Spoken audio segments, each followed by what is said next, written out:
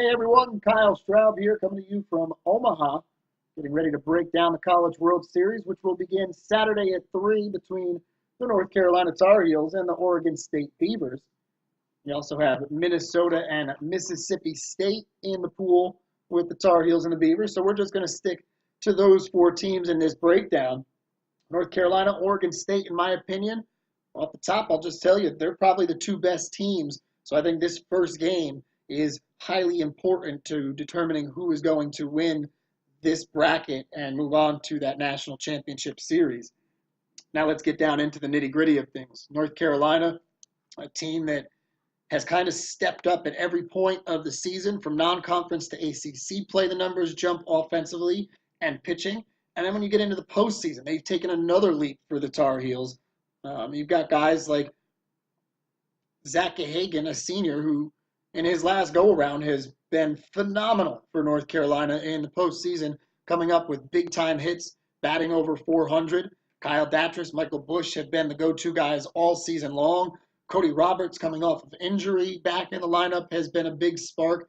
Brandon Riley has been as hot as about any hitter in the country for the second half of the season. And Ike Freeman and Ashton McGee in there. The depth of the Tar Heels we've seen all season long will play a big factor into this pool play for the Heels here in Omaha. And then the pitching depth as well. We know about Cooper Criswell starting, as well as Gianluca Delatry, Austin Bergner, but Josh Hyatt, Brett Daniels, those guys out of the bullpen are definitely going to come in big because at this point, everybody you're playing is a good team, a balanced team. So I don't see where you can rely on just getting the starter to go 6-7 innings. So bullpen is going to be big for every team. Now we'll get to the opponents for the Tar Heels. First up will be Oregon State. Man, you look at their numbers and they are scary. 320 batting average, 459 runs scored. Like the Tar Heels, they're a very patient team at the plate. They've drawn 303 walks on the year. Easily the best fielding team. The Beavers at 981 fielding percentage this season. Between a really good pitching staff and a defense that backs them up, they are not going to give you many opportunities to get some free bases and move guys around the base path. So you're going to have to take advantage of every opportunity you have if you're the Tar Heels. As far as pitching goes, you're facing a team that hits 320 on the season. They're led by Nick Madrigal, and I really think it starts and stops with him. If you can keep him off the base paths, that kind of slows things down for them at the top of the lineup, and it will make it easier to handle guys in the middle of the lineup, some of their power guys like Trevor Larnach. Larnach with 62 runs scored, 18 home runs, and 48 walks all lead the team. So if you can get him up to the plate with nobody out on the base pass or limit the amount of times that he's up to the plate with guys out there, you can limit the damage that he can do. Now that's easier said than done because Madrigal at the top of the lineup, 397 average, 463 on base percentage. We'll see how the Carolina starters and bullpen can handle him, but I think that's the key to that defeating that offense is starting at the top, keeping Madrigal and the rest of those guys off for the power guys later in the lineup. You also want to do that because I don't think runs are going to be scored at a high percentage in this first game.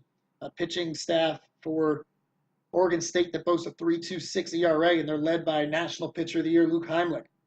Heimlich, 120 innings, 151 strikeouts to just 25 walks, and between he and Bryce Femel, the two big-time starters for them, they've combined to go 26-2 as starters on the year. Now, Femel not as big of a strikeout guy as Heimlich, and the Tar Heels probably won't have to deal with him in Game 1, I wouldn't imagine. But Heimlich, the big name, and then you get into the relievers. Jake Mulholland, Brandon Eisert, 24 appearances, 5 saves for him, 27 appearances, 15 saves for Mulholland. And then Kevin Abel is a guy who can start and can relieve, 60 innings thrown, 85 strikeouts. So Oregon State has some big-time pitchers there, and the deeper you get into their bullpen, the more you realize that those guys are the ones that are used the most, but they've got a number of arms that they can throw out at you that are quality arms to get a couple outs here and there. So any opportunity you get as an offense against the Beavers, I think is going to be big. You get a couple of guys on and less than 2 outs, you got to find a way to get them in. You got to come up with a big-time hit. Again, like I said, with the offense and getting Nick Madrigal out, easier said than done. But North Carolina seems to have taken that step up this postseason, and taking that step up, I think, has gained a lot of confidence. So even though they're going against a guy like Heimlich, I don't think it will deter North Carolina. You saw them last weekend against Stetson, two really, really good pitchers, two guys that were taken in the top 20 rounds. One was a 14th overall pick, and Carolina was able to get to both of them. So hopefully can use that same formula, get to Heimlich, get into the bullpen, and see what we can do. And if you get deep into games, that's when you expect Isert and Mulholland to come in, and not the kind of situation you want to get. So hopefully those bats can get going early for the Tar Heels on Saturday and put the Beavers in a hole, and then rely on the pitching like they have done all postseason and pick up win 6 in 6 games. And if the Tar Heels do that, they will play the winner of Minnesota and Mississippi State, who play after the Beavers and the Tar Heels on Saturday. I'll start with Minnesota, 44 and 15. They'll run a little bit on you. None of these four teams are big time hit and run, base stealing teams, but of the four, Minnesota will definitely take that mantle. 68 stolen bases in 89 attempts this season. Because of that, they've also scored a lot of runs. They're a patient team too. Not quite as many walks as Oregon State or North Carolina, but 275 on the year has helped them to score 397 runs. So again, another offense that can get it done in a number of ways. They're led right off the top by Terran Vavra, 386 average on the year. Leads the team in both hits and RBIs. Cole McDevitt, the other power guy for them, 18 extra base hits this year. The average only at 271, so he's not quite the hitter that Vavra is, but McDevitt can definitely hurt you. 46 RBI on the season, just behind him there. And the table setter, Ben Mazenga, 383 average, 72 hits. He does not have a single home run on the season, though. Just 10 extra base hits, 2 triples, and 8 doubles. So he's a slap hitter, kind of going to place the ball here and there, but once he gets on base, he can start the wheels moving. He's got 12 stolen bases on the year, which actually is third on the team. Luke Peterson with 13, and then Alex Boxwell, who may be the only easy out in the lineup, just a 258 average. But if he gets on base, he really can cause some problems. 21 stolen bases and 26 attempts for him. So the offense for Minnesota, not quite as good, I think, as the Tar Heels or Oregon State, but they are a good offense. You're going to see that with every team, all 8 of them that are here in Omaha. They didn't get here because they're not good. Pitching is where there's a drop-off, in my opinion, for Minnesota. You've got your top starters, but the relievers can get a little bit dicey. You've got Patrick Fredrickson as your starter, 1.86 ERA in 97 innings. Control guy, not going to give up many walks. He does have 73 strikeouts, so he can strike you out as well. And then he's backed up by Reggie Meyer, 2.97 ERA and 70 Ks in 109 innings. Once you get past them, you've got 4 relievers that can be used. They've got a 2.09 ERA or lower, but they're mixed and matched. And with matchups, you can go one way or the other with those. It seems to have worked out so far for them, but I don't really rely on a matchup type reliever if that's what you're going to do all the time.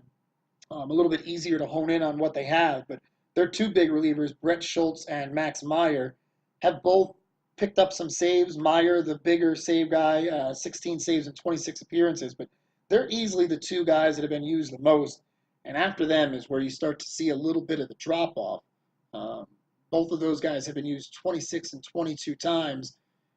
Then you got a lot of guys who've been used 9, 10, 11, 12 times, so not quite as much. And you wonder, when you're not used as much, will that affect them, especially in this kind of an atmosphere?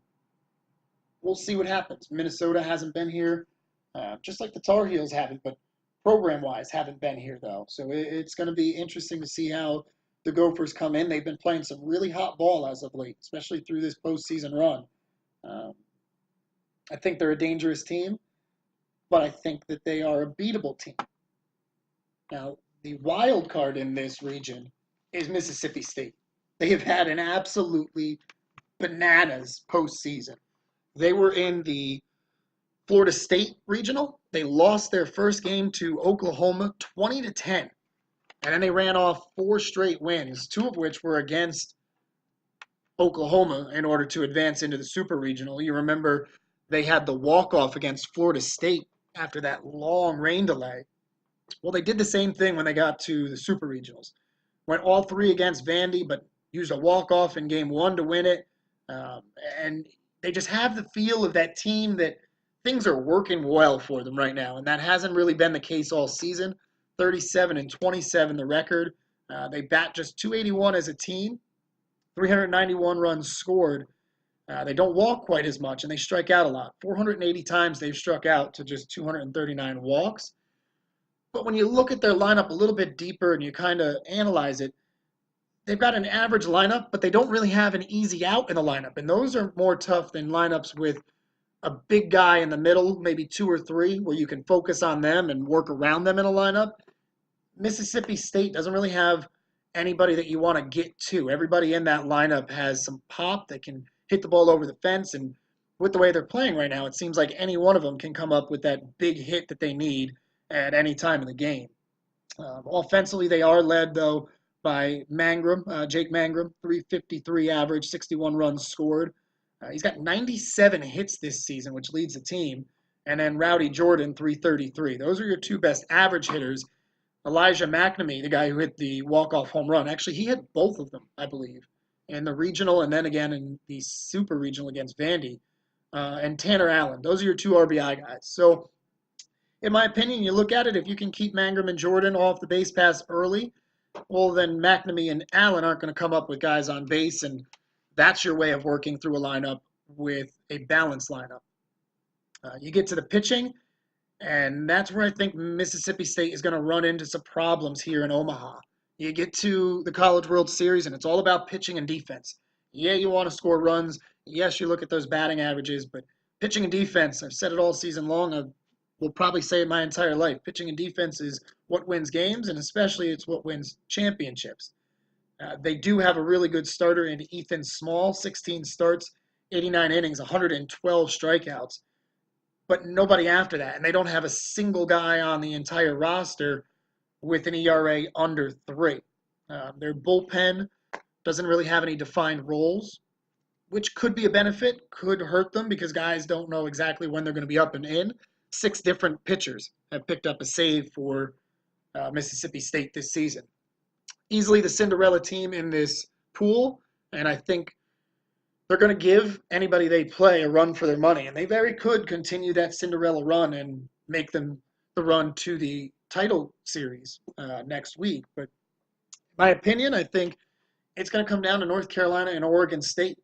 I think this game 1, Saturday at 3, is the most important because those are the 2 best teams, and you don't want to get in a hole, obviously, just like we talked about in the regionals, but especially here in the College World Series. You're not going to find a team that's got many holes where you can say, all right, well, you've got the pitching depth in order to come back from losing that first one. Everybody's got some depth, at least for the most part.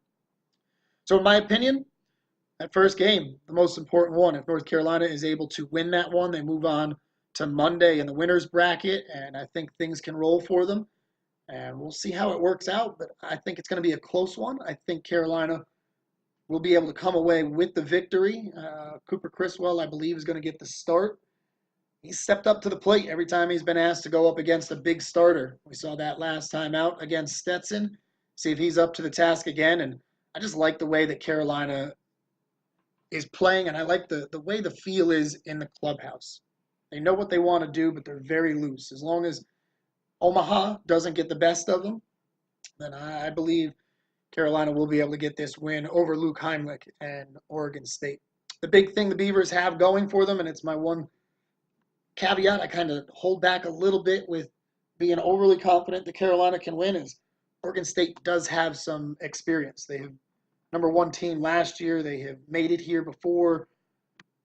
We'll see how that plays out, though. Once you get out on the field, all bets are off, and it's up to the players. I think Carolina's got a great shot, and like I said last week, hopefully I'm going to do one more of these, because if Carolina does get through this pool play and they get to that title series, I'm going to do one more. I'll break down whoever we play from the other side. Hope you guys enjoyed listening. Hope you learned something at least, and I hope you get to enjoy Omaha if you're here, and if not, go ahead and tune in and listen to Dave and I as we hopefully get to call the first ever national championship for North Carolina here in college baseball. I'm Kyle Schraub saying so long from Omaha. Hopefully, I'll be coming back to Chapel Hill with a title.